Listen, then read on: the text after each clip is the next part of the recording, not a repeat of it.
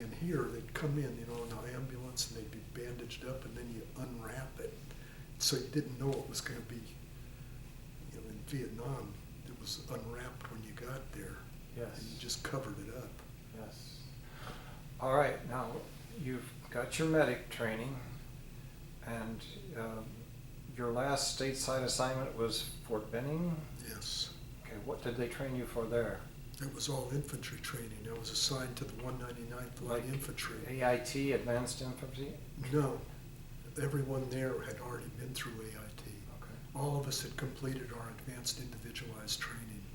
So it was a new unit forming up strictly for Vietnam. It was an air mobile light infantry unit being put together at Fort Benning. The first cab had just moved out of the barracks that we were in. So the first cab had just gone to Vietnam out of there, and we went into the barracks behind them. Let me ask you a question. So at that Fort Benning, when you were a unit, was that whole unit together and then shipped out together? Yes, it got put together as we were there. It was kind of an interesting deal because when I first got there, we were all E2s and brand new second lieutenants, which was kind of a strange deal. And then we started getting captains, and then they sent in people from Europe, the cadre come in. So then we got some NCOs, and they borrowed a few NCOs from some of the other units at Fort Benning as they built up our unit. So we were three rifle battalions and one headquarters battalion or support battalion at Benning. Sounds like your training got more serious and more advanced. It was very advanced. We basically, for 6 months, 24/7. Usually we got Saturday afternoon and Sunday off. But unless you were an E6, most of the time you couldn't leave base. So it was intense. I mean, we got to know each other pretty well. So when you were during this training, were you still required to do infantry stuff, shooting and combat stuff? Yeah, it was all that. Okay, and people would actually get injured and bit and cut. So I was actually being a medic out there, handing out pills and doing stuff. Yeah, from heat stroke to anything. No, the heat stroke was big, and we actually had just before we left, I didn't have to work with him, it was a different company, but had a guy get shot, from For real? yeah, because we do some live fire exercise, so it was a bullet that ricocheted and hit a guy just before we were ready to ship out. It was pretty much spent round, but it hit him in the cheek, like just above the lip, and then went up and lodged, so it was sticking up in front of his eye. And so they weren't going to operate on it because we were getting ready to ship out, and he'd missed the deployment, and he whined and cried, so they wound up taking the bullet out of his face so he could see. But that's how intense it was. They weren't even going to take the bullet out of this guy's face. That's not a serious operation. No, it wasn't, but they didn't want to have him sent across the country with all the new sutures, I guess. I don't know. They wound up doing it though. Well, at that time of the war, who cared about appearances? Right. All right, so they sent you from Benning via train, plane? They put us on buses, took us up to Atlanta, Georgia. We're all in our field gear with our web gear, our weapons. We spent a couple of weeks boxing everything up in Conex containers and stuff. And then they put us on these buses, took us up to the airport in Atlanta, out onto the tarmac, and we loaded onto civilian planes with all our stuff. And it was just unreal flying across the country, with these pretty stewardesses, serving us just like a regular plane, except there's a guy with an M16 between, an M60 between his legs in the aisle seat, It's crazy. They flew us up to Oakland, and then we got out of the plane in Oakland, and we're in the airport, standing, all these guys were in platoon-sized formations in the Oakland airport with our web gear and our fatigues, and it's like we're invisible. It's like all the civilians in there. It's like no eye contact. Not that it was Why a do you st- think that was? I don't know. It was kind of eerie. It's like they couldn't look at us. And then they put us on buses from Oakland Airport and drove us out to the Presidio, into this giant warehouse on the docks. And then there's this big ship, side of the ship, out these giant warehouse doors. That was the USS Daniel I. Sultan. And there were two ships. That's the one I went to Vietnam on, along with 2,000 other guys. And then there was another ship that followed behind with another 2,000. Wow. Wow. So I went over to Vietnam on a troop ship, 21 days. Was that what the Navy called an AP at that time? I don't You know. probably don't remember. Well, I don't know that Navy talk. Yeah, you wouldn't be expected to. How long was the crossing? 21 days. And what was your port that you landed at? Vung Tau. Okay. Tell me what happened when you got off the boat and had to acclimate to another environment. Well, actually, as you go on a ship, you're sort of acclimated as you get there. You know, it's not like the weather was different. We were used to hot and humid from all our training. So that part, you know, I know when we pulled into port, it was at night, and there were tracers going off all over the place and flares, and it was like, God, we're going to get off this thing out, go out there. I mean, it was pretty, and that was where I first saw Puff the Magic Dragons, the C-130s. Couldn't see them, but we could see these red rays going down. It's like, whoa. You know, so it's like, and it looked like it was going everywhere. It was like there was war going everywhere. And then the sun comes up and we load onto these giant landing craft, you know, pull up to shore, and they loaded us onto deuce and a halves that were sandbagged. You know, you probably know you sit in the middle and you're looking out. And as we were exiting the ship, they were handing out ammunition and grenades and all that kind of stuff. And up until that point, for 6 months, they always counted out every round, you know. And then they'd count them when you turned them in. Now it There didn't they're matter. going, guys are going, well, I already have enough. No, you're taking more, you know. They were just, there was no counting. It was just like pushing them. And then we got on these deuce and a halves, all sandbagged, sitting back to back in the middle looking out. And then they'd say lock and load. It was like, holy shit, this is for real. If I fire this weapon, the next time I fire it, it's real. So that was the moment that I knew I wasn't in training anymore. It hit home. Yeah, it was all kind of fun up until then, and then that was a moment of seriousness. And then we were in this huge long convoy. It's just streaking down the road, and they had GIs on both sides of the road, you know, was road security, and some of them were holding up signs like 30 days, you know, 25 days, and they're hooping and hollering as we go by, and then all the smells from the little villages we passed through, and then going through one of the villages, the truck that I was on hit a guy on a moped, and the moped and the guy goes spinning off toward one of the little huts, and the truck doesn't even slow down. I'm thinking, God, what is this? How many guys were in your unit that shipped over, that you were together? Well, there were 4,000 of us. So in your platoon, okay, Oh, 4,000. In the brigade at that time. The brigade picked up another battalion later on after I came home, but my company we were full.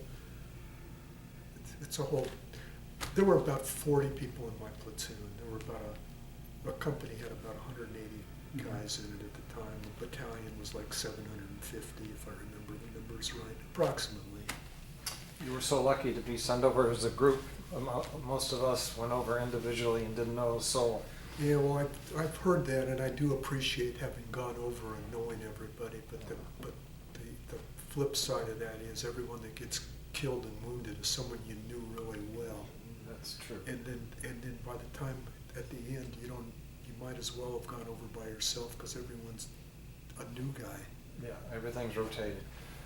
So the soldiers on the side of the road, did they hold up any FNG signs? No, but they enjoyed seeing us, all this raw. You'll be People. sorry. Yeah, but I even remember some of the air assaults we did where the pilot or co-pilot would have their days on the window. So you're riding in the back going, it's going to be dropped off in some hellish spot. And, they got 20 days or something up there. Okay, you're on the 2.5-ton truck. Where did you go? We went to our base camp, which was in Long Bend, and it was all tents and mud and sandbags. And for a week, we loaded sandbags and straightened out the tents, and then after that, we started doing what we did, the patrols. How long was there for you to acclimate before you started on patrols? Just that week of filling sandbags. I mean, we were acclimated. I mean, it was not like when I hear the stories, the doors open to the jet and the heat, the blast of hot air. It was like, it was another day for us.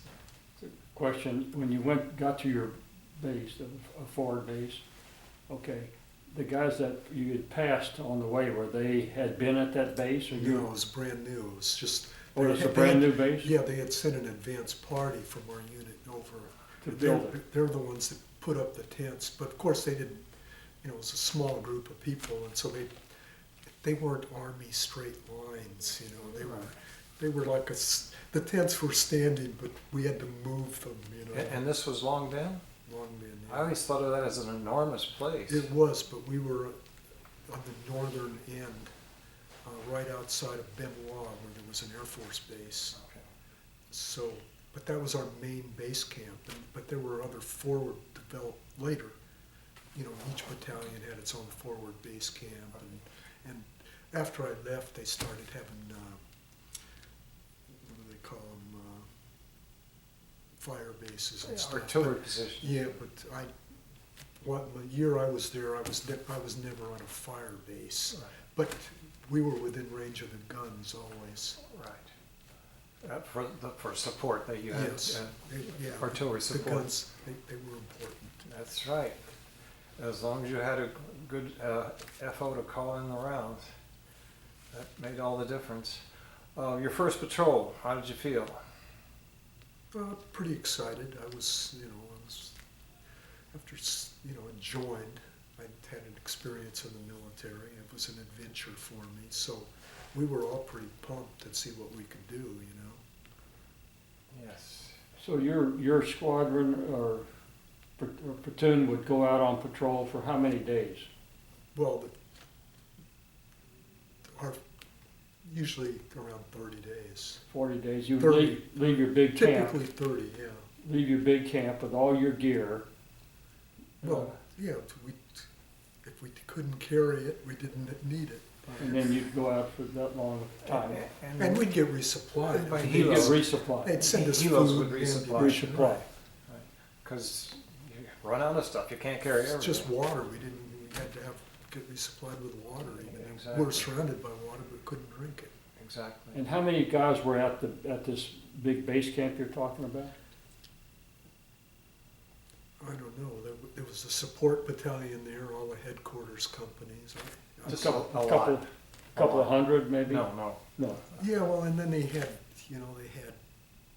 I don't know. I'd never, the only part of the base I knew was where my little battalion Your little section. world. Yeah, it was, But they had like a mess hall and oh, yeah. everything, Yeah. headquarters. Long Go Bend on. became a big base. Yeah, Okay. but while I was there, all that stuff was tents. Our mess hall that we ate in when I originally got there was tables under a tarp, So they probably had perimeter guards Yeah, all perimeter the time. guards, There yeah. was a different unit that protected it. No, it was our own guys from our unit. It was an MP unit there. And, I don't really know the workings of it. Okay. Okay, your first patrol, you were out 30 days? I think we were the first one. We were out actually longer than that. any experience you particularly remember? When I got over there, they didn't have jungle boots to fit me, so I had to wear garrison boots. So I had 2 pairs of garrison boots fall apart out there within that first 40 days. We didn't have any real contact, our company, so it was kind of a walk in the sun, as they call it. It was mostly in jungle. Most of my time in Vietnam was spent in rice paddies, but that first one was in jungle, trying slipping and sliding up and down mountains in the jungle and all that kind of stuff. So it was the thing that stood out about it the most is it was before our unit got its act together and resupplying us. So they didn't resupply us with uniforms. And so when we walked out of the field after that 40 days, there's guys with their balls hanging out, I mean, their clothes are literally shredded. So I mean, we were an ugly looking group. It wasn't the military that I'm used to seeing, After that, though, we always got new uniforms about every week. But that first... At what point did you acquire some jungle boots? After magically, when my second pair of boots fell apart, they miraculously appeared. And we're a size 12. How hard could that have been, Well, also being a medic, there was always KIAs that didn't need their boots anymore. Yes, but anyway, the jungle boots work much better. Yes, I can imagine. So you came in from your first patrol, cleaned up a bit as much you could, and got new uniforms and some boots. Right. How long were you in base camp? Typically, it was we'd come in, we'd have that afternoon, all of the next day, and then we'd go out again. So about a day and a half is what we usually go. So your next patrol was rice paddies. Well, I can't remember When it the changed? details, but I mean, we were occasionally in jungle even after that, but more often than not, we were in paddies, pumping paddies. Okay, but your patrol would go one direction. There must be different groups going in different direction all the time that headquarters would determine. Right, They say you go down to the southwest and you go up here to the north. right. So, and sometimes they'd be, but if they were battalion sized, we wouldn't know it, and sometimes it'd be, if it was company size or larger, we would know where the other platoons were. Were you always But if in we- radio contact? Oh, yeah, but, When the radios worked. the radio contact was important. As a medic, I was always close to one of the radios. Not because they thought it was important that I be, it's just that's the way it works. And these patrols were sometimes called sweeps, and you hoped that the intelligence knew what they were talking about when they sent you in one direction. Yeah, well, it was typically we called them 3-day sweeps. But more often than not, it was, we'd go out somewhere, we'd dig into the ground a little bit, the wide, be below the surface of the dirt, and set up a perimeter there, and then do patrols, set up ambushes at night, patrol in the day, ambushes at night. Your rest would be on the perimeter. That was your off time, so platoons, there was usually mortar platoon and a platoon resting at the perimeter while 2 platoons would be out patrol. The mortar platoon was always in the perimeter, Right. and then the other 3 platoons, they would rotate, being on the perimeter versus patrol. So you always had the 81 millimeter mortar guys? Yeah, but we only had 1 tube, and it took them a while to figure it out, but where we were so muddy and so wet, the base plate would just bury itself. So it was hard to be accurate. You got 1 shot. After that it was, so we almost always, we'd use the mortars to be friendly to the mortar so they wouldn't feel like they had nothing to do, but it was always a 105. The only good thing about that, the good thing is the enemy had the same problem with their base plates. Right, but they they could fire 2 or 3 out of a tube, you know, and do all right, holding it in their hands, you know. It's kind of crazy, but, you know, having the right equipment didn't work as well as the As it- sorry equipment. Yeah, exactly. So how long had you been in country at this point? By what? Well, after you got off the boat, the ship at Vung Tau, what point were you sitting up at night in your small A foxhole? week later, A week later. Okay, that was fast. yeah. It was- So every time you would go out for 10 days, 12 days, and you come back for a day or two, get cleaned up, rest a little bit, and then you go out again. So that went on for the whole year? Well, that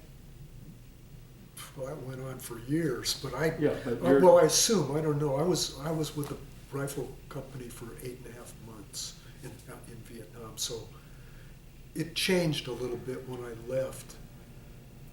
But any I wasn't idea part of it. how many patrols, individual patrols you would go out during that 8 months? Countless. Count- I don't know count. how many days minus, you know, 2 days every month or so, I don't know. And then, And we did a few stand downs. I mean, there were times when they sort of pull us back and give us a break for a couple of days, but we'd still be in the field. But there'd be other people out in the boonies giving us security. and every time you went out, did you encounter the enemy or sometimes You- not? Well, yeah, sometimes you go a week or two and nothing, and then you might have it go on and off all day, every day for a week or two. It's just hard to say. All right, you were there for a short time. When was the first time you did have contact? Uh, And what happened? Well, we started having contact on the second time we went out. I kind of measure it for myself with the first serious casualty when it turned real for me, because I was the medic and I was untested, so I didn't know how I would do. You know, I was And worried neither about did your was- other guys. They No, weren't neither doing- did the other guys. And so we were on a patrol. We just started on a patrol. Actually, they flew us. This was a weird one. They stuck us on C-130s and flew us somewhere up north of where we normally were, kind of into rubber plantation area. And they gave us these little pup tents set up in these. All I know is I don't remember where we were, but it was a big infantry, like a division base, maybe 1st Cav or something. And I remember they had 175s. We couldn't see them, but when they fired at night, it would actually bounce us off the ground. And I wondered what it was like on the receiving end of that, because we were at the send-off end and it was hellacious. But anyway, we started on our first patrol out of there, and that was the only time we ever what I think more like the Marines, where you're behind wire and then you go out on the other side of the wire. We had to go through. So we went out on the wire on this little trail, just started off, and we probably hadn't gone a couple of 100 meters, and the 2 guys in front of me stepped on a mine called a toe popper, little mine, and it blew him up into the air in a cloud of blue smoke and dirt, and he went flying into this big bush off to his left, and I remember him screaming, "Oh God, somebody help me!" You know, I ran up to him, and he had blown up through his foot.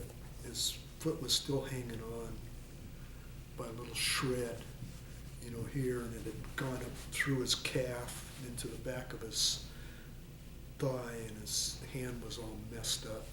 And so I put a tourniquet on him about right here and shot him up with one of those morphine syringes, which didn't seem to do anything, and then I shot him up with another one, and that calmed him down.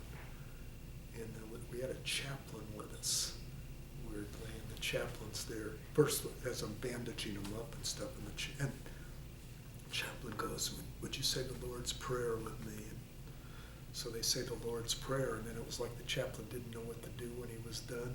So he said, "Would you say it with me again?" And this guy's name is Weddington. He goes, Wait a minute, you had another casualty. "Who's that?" You said two guys got hit. No, just him. Just him, okay. He goes, "I'm sorry, sir, I couldn't say that shit again." And because we were just outside the wire, our medevac was a Jeep. Just drove out from the base because we'd only just stepped outside, and we loaded him on a Jeep, and he's gone. And then we humped for about another couple hours. That was into the jungle, and then they had us turn around and go back. We loaded on the C-130s and flew back to our main base camp down south. What was It the weird. point? What was the point? That I have no idea. And then because we were back at the main base camp, and they sent this guy.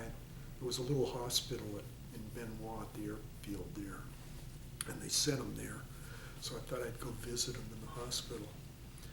So I went down there to this little Quonset hut kind of hospital deal. And I'll never forget it. There were 24 beds in this thing.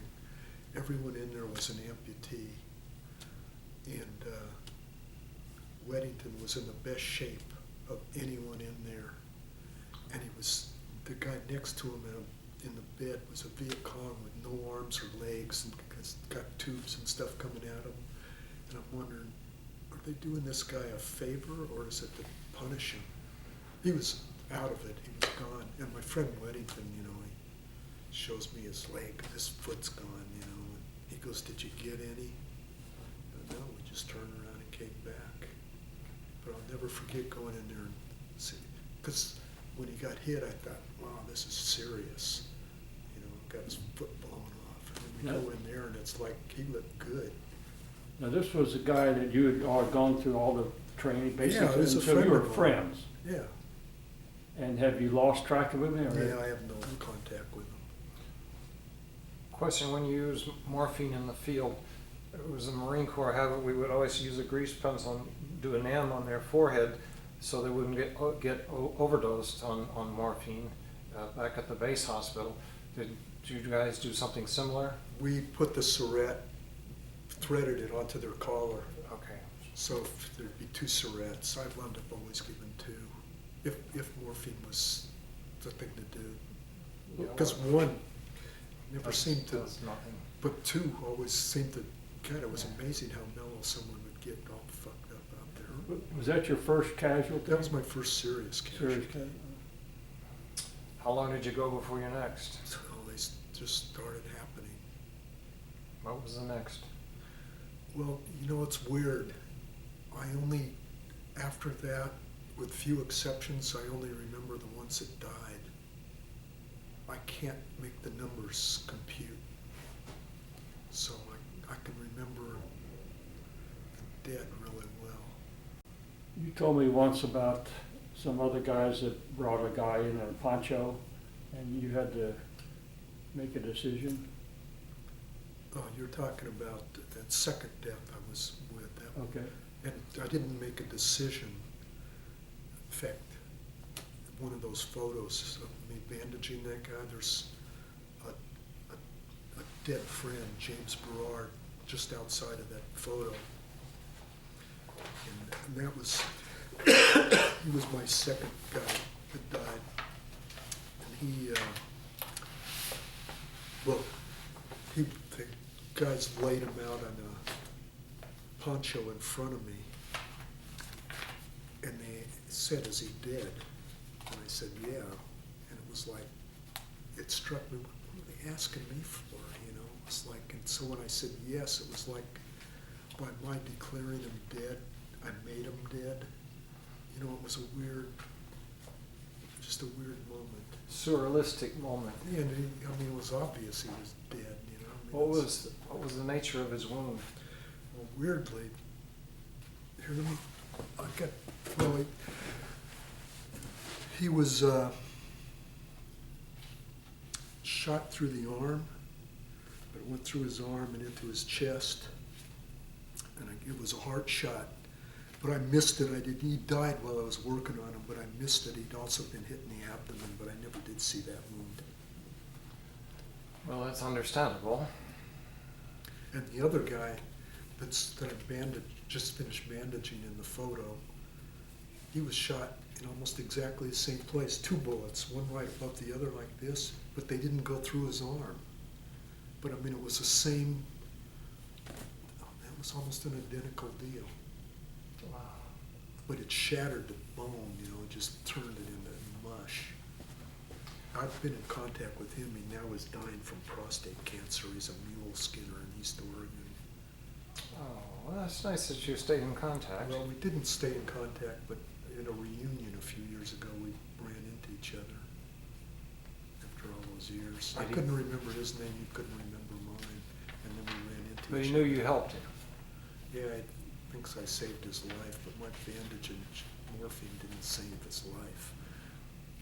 The helicopter ride back to the hospital probably helped. Yes, yes.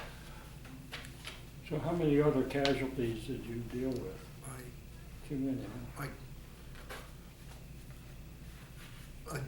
I estimate maybe around 40, but can't know for sure. I just based it on the fact of how many died in my platoon, and you know, there's always a certain more live than die, so I just kind of used the stats that they throw out there, so I figured maybe 40. Yeah, Is that that picture there, this yeah, top this one?